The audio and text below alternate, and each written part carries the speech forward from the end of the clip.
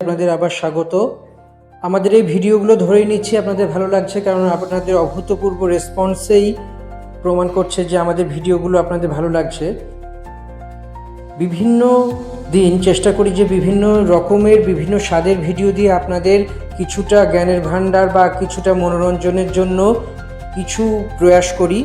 আপনাদের এই স্বতঃস্ফূর্ত সাপোর্ট বারবার আমাদেরকে আরও ভালো কাজ করার উৎসাহ এবং উদ্দীপনা জুগিয়ে চলছে প্রতিনিয়ত। সব মিলিয়ে বলা যেতে পারে যে আমাদের আজকের এই ভিডিওটি অত্যন্ত ভিন্ন স্বাদের একটি ভিডিও।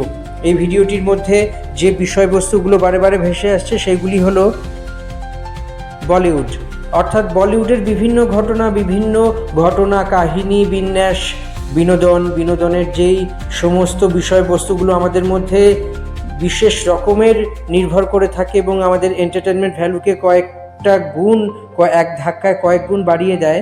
তারই মধ্যে বিভিন্ন কিংবদন্তি নায়ক নায়িকারা বলিউডে অভিনয় করেছেন, যার মধ্যে অত্যন্ত বর্ণময় চরিত্র ছিল বলাটা ভুল, এখনও আছে রেখার জীবনের নানান ওঠাপড়া, তার জীবনের প্রেমের ঘটনা থেকে শুরু করে জীবন সংগ্রাম, বলিউডের স্ট্রাগল থেকে শুরু করে অমিতাভ বচ্চনের সঙ্গে নাম জড়িয়ে যাওয়া, একের পর এক ঘটনাই রেখার জীবনকে আরও ঘটনাময় এবং ঘটনাপ্রবণ করে তুলেছে।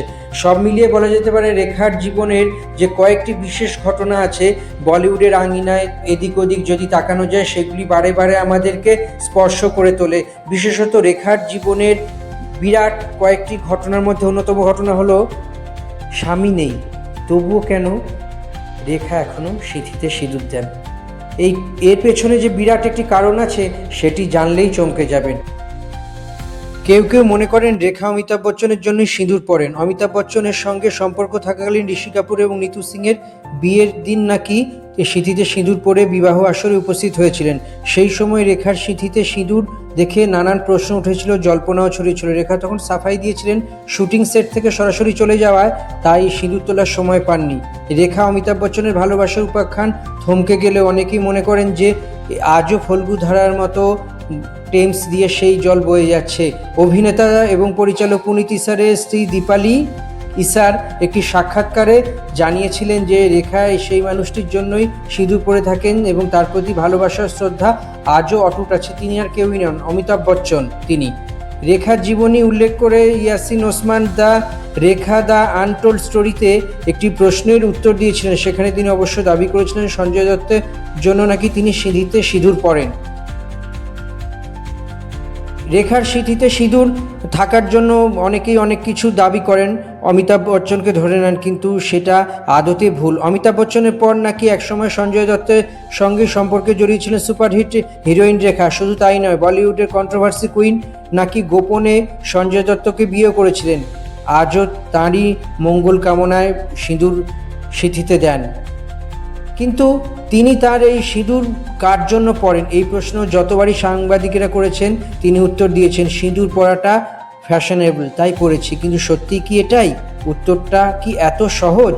তো রেখার এই জীবনের বিভিন্ন ঘটনা, বিভিন্ন ওঠাপড়া এবং বিভিন্ন রকমের স্টান্ট, চমক এবং জীবনের ঘাত প্রতিঘাত, জীবনের নানা ধরনের চাহিদা এবং যোগান, এক এক সময় এক এক রকম রেখার জীবনের নানান ঘটনা বারে বারে বলিউডকে রঙিন করেছে।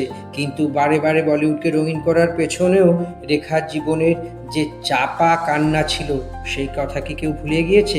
না, আজও ভোলা যায়নি।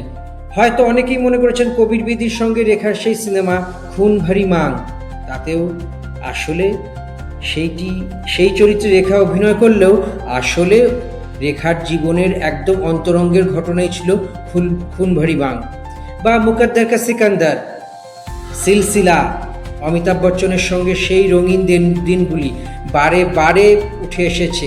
অনেকে আবার বলিউডের গসিপ করার জন্য অনেকে আবার এটিও বলে থাকেন যে রেখা নাকি কোনো একটা সময় খিলাড়ি ওকা খিলাড়ি এই সিনেমাটা করার সময় সম্পর্কে জড়িয়েছিলেন অক্ষয় কুমারের সঙ্গেও। বলিউডের খিলাড়ি ওকা খিলাড়ি, ইন্টারন্যাশনাল খিলাড়ি, সবসে বড়া খিলাড়ি, मैं খিলাড়ি তু আনাড়ি, অক্ষয় কুমারের সঙ্গে রেখার এই সম্পর্ক বলিউডের আজও কান পাতলে 2-4 জন 2-10 জন বা বেশ কয়েকজন এটি বলেই থাকেন। এটি আর কিছুই না, জীবনের উপলব্ধি। জীবনকে নতুন করে দেখেছেন, জীবনকে নতুন করে চিনেছেন।